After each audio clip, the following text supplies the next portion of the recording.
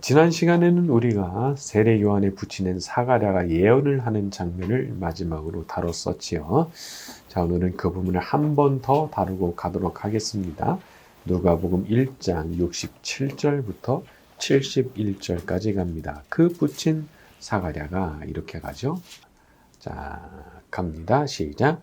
그 붙인 사가랴가 성령의 충만함을 받아 예언하여 이르되 찬송하리로다. 주 이스라엘의 하나님이여 그 백성을 돌보사 성령하시며 우리를 위하여 구원의 뿔을 그 종 다윗의 집에 일으키셨으니 이것은 주께서 예로부터 거룩한 선지자의 입으로 말씀하신 바와 같이 우리 원수에게서와 우리를 위하는 모든 자의 손에서 구원하시는 일이라. 네.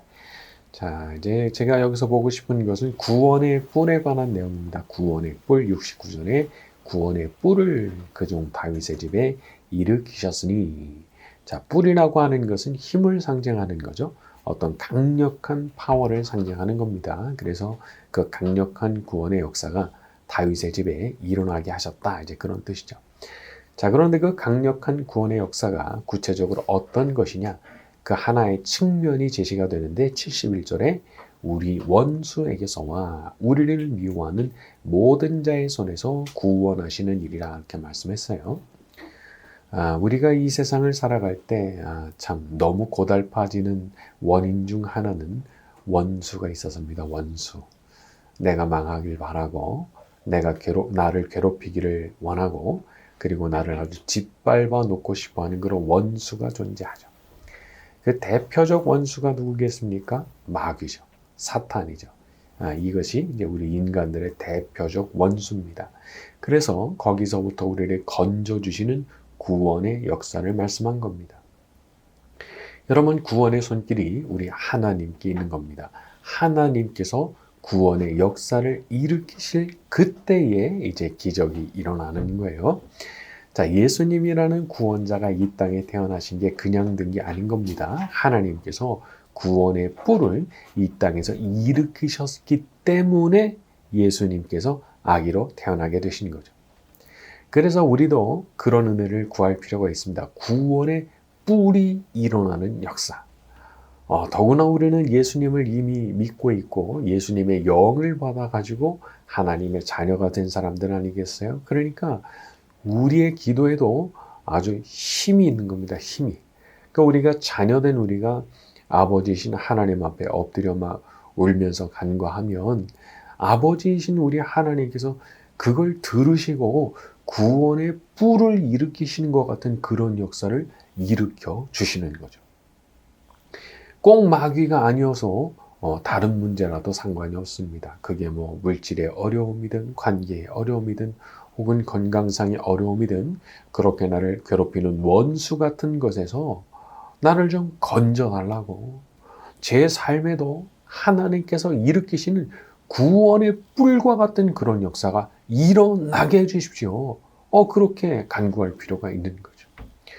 우리 하나님은 기도하는 사람 외면하지 않으십니다. 그리고 그분께 드려지는 모든 기도를 이 세상 모든 사람들의 기도를 다 듣고 계시는 거예요. 하나님께서.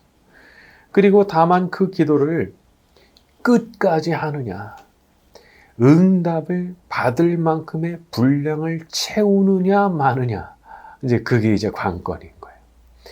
하지만 하나님께서 생각하고 계시는 그 기도의 분량이 채워지면 어김없이 하나님의 역사가 나타나게 되는 줄로 믿습니다.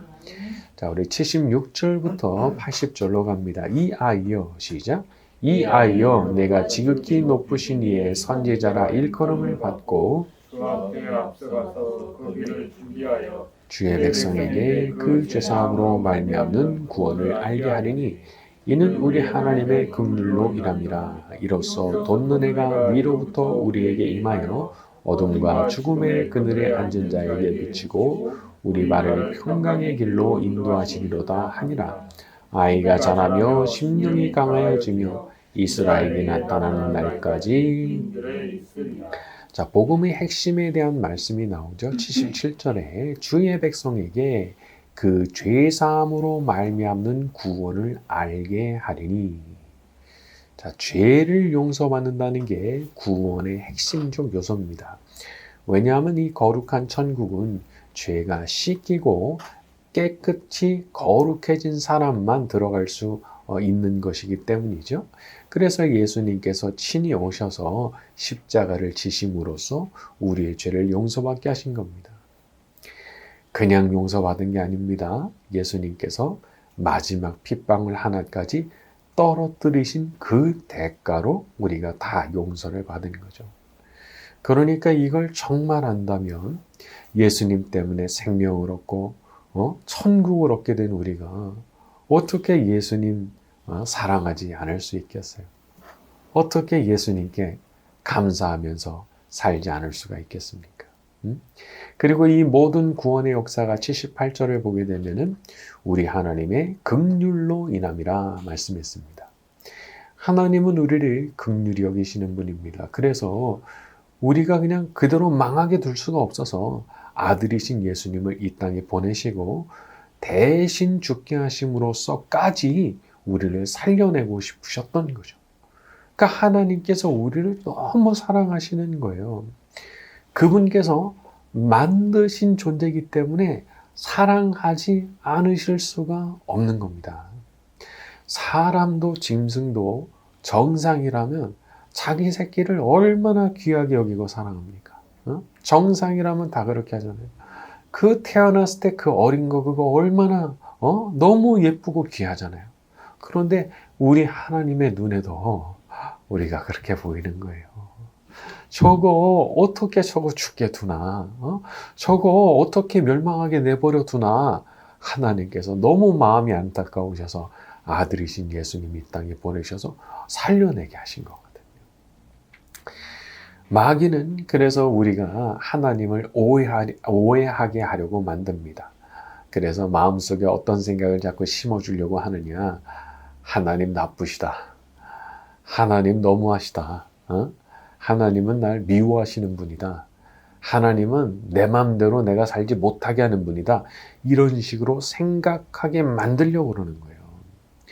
하지만 사람이 철이 나면 자식이 부모를 이해하게 되잖아요. 철이 나면 이해하잖아요. 그러니까 이게 어느 날 이해가 되는 거예요. 아, 그래서 막으셨구나. 그래서 야단치셨구나. 이해가 되는 거예요. 근데 제가 돌이켜보니까 그게 이해가 될 때, 눈물이 나더라고요.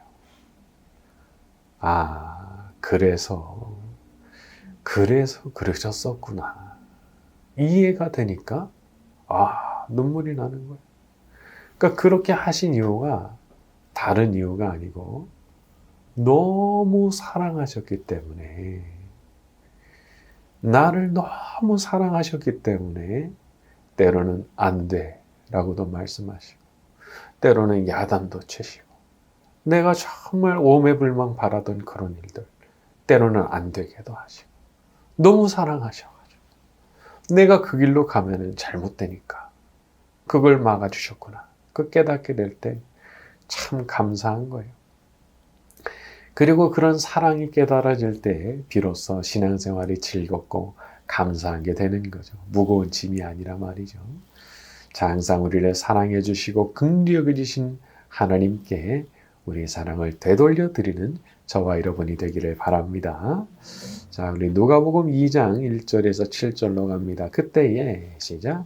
그때 가이사 아우구스토가 영을 내려 천하로 다 호적하라 하였으니 이 호적은 구레누가 수리아 총독이 되었을 때 처음 한 것이라.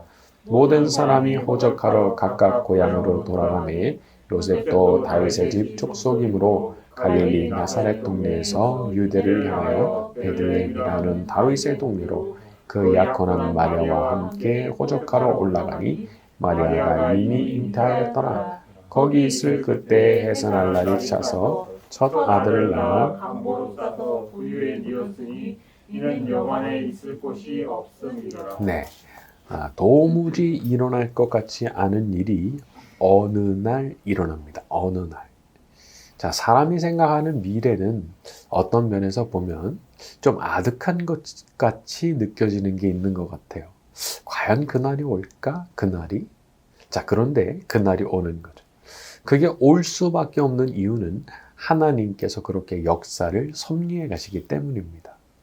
역사는 그냥 무작위로 흘러가는 게 아니죠.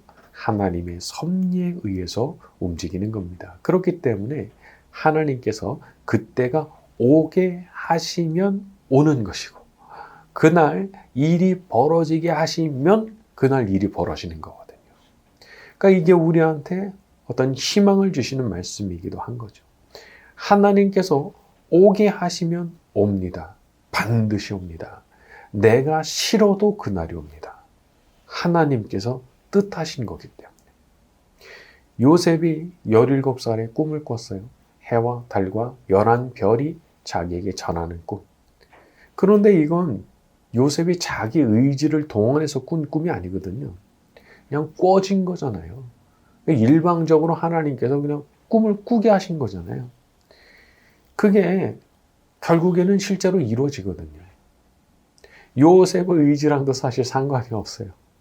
하나님께서 이루시니까 하나님께서 뜻을 세우시고 그렇게 하겠다 마음 먹으시니까 결국은 그 일이 이루어지는 겁니다. 그러니까 전능하신 그분께서 뜻을 세우시고 의지를 딱 세우시면 그냥 무조건 될 수밖에 없는 거예요. 홍해 앞에 가서 서게 됐어도 하나님께서 바다 갈라지고 그 가운데로 지나가 하시면 그렇게 되는 거예요. 어느 날이 옵니다. 어느 날. 가이사 아우구스토가 호적을 하라고 명을 내린 그때, 구레뇨가 수리아에 총독이었던 바로 그때, 진짜 인류 전체가 소망을 가지고 기다려온 메시아가 그때 진짜 태어나셨거든요. 우리에게도 하나님께서 마음 먹고 주시고자 하시는 복이 분명히 있는 줄로 믿습니다. 자녀잖아요. 자녀잖아요. 그러니까 우리한테 주고 싶으신 그 복이 있는데 그 복이 하나님께서 섭리해 가시는 그때가 오면 반드시 우리에게 주어지게 될 줄로 믿습니다. 자, 우리 8절부터 14절로 갑니다. 그 지역에 시작.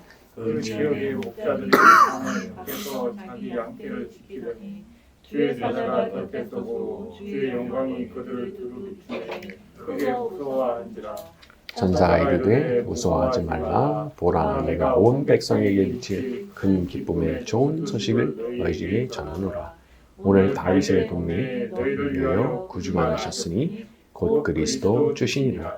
너희가 가서 강보에 쌓여 구엔유에 있는 아기를 보리니 이것이 너희에게 표적이니라 하더니 호련히 수많은 천군이 천사들과 함께 하나님을 찬송하여 이르되 지극히 높은 곳에서는 하나님께 영광이요 땅에서는 하나님이 기뻐하신 사람들 중에 평화로다. 네.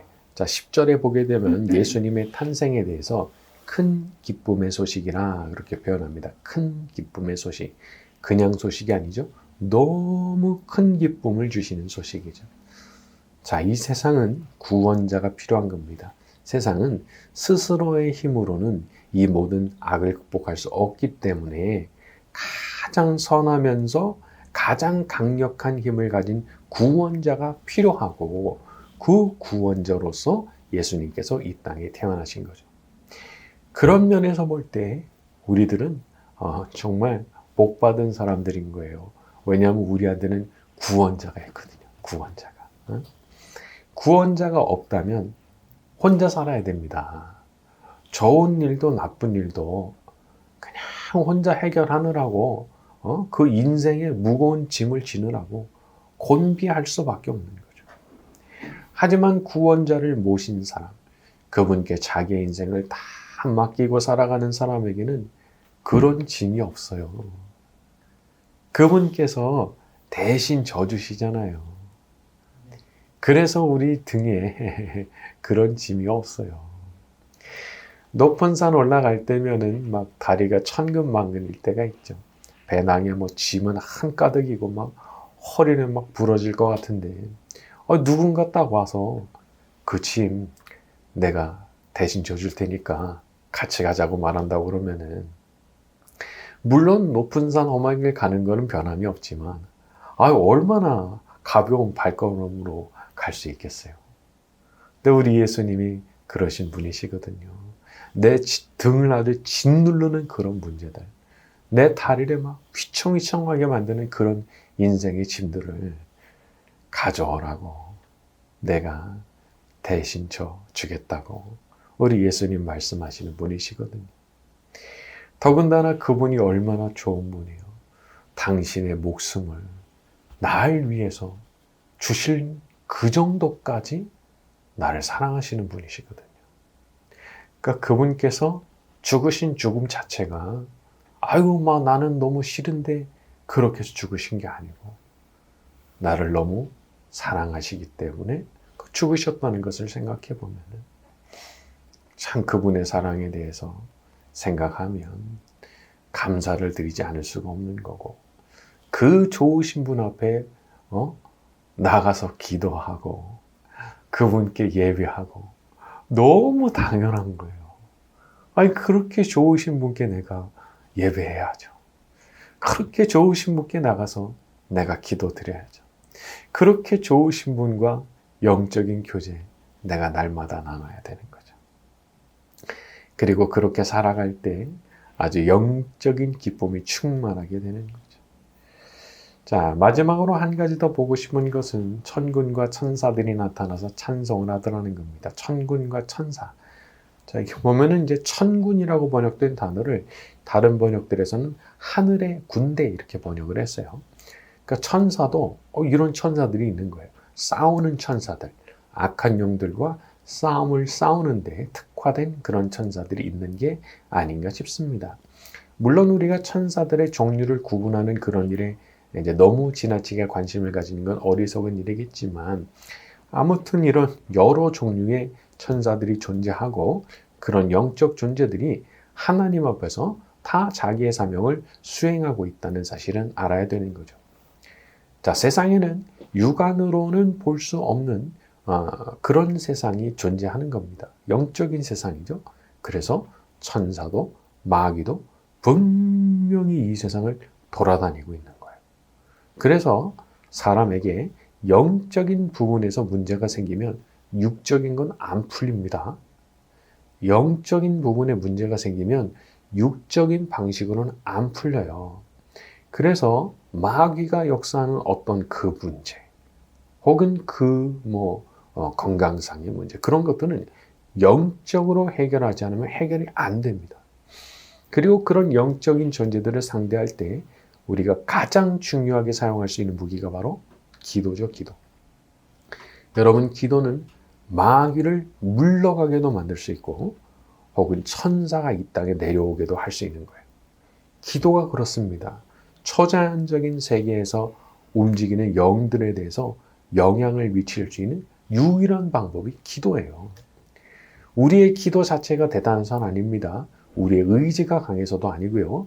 다만 우리가 드리는 그 기도를 전능하신 하나님께서 들으시기 때문인 거예요.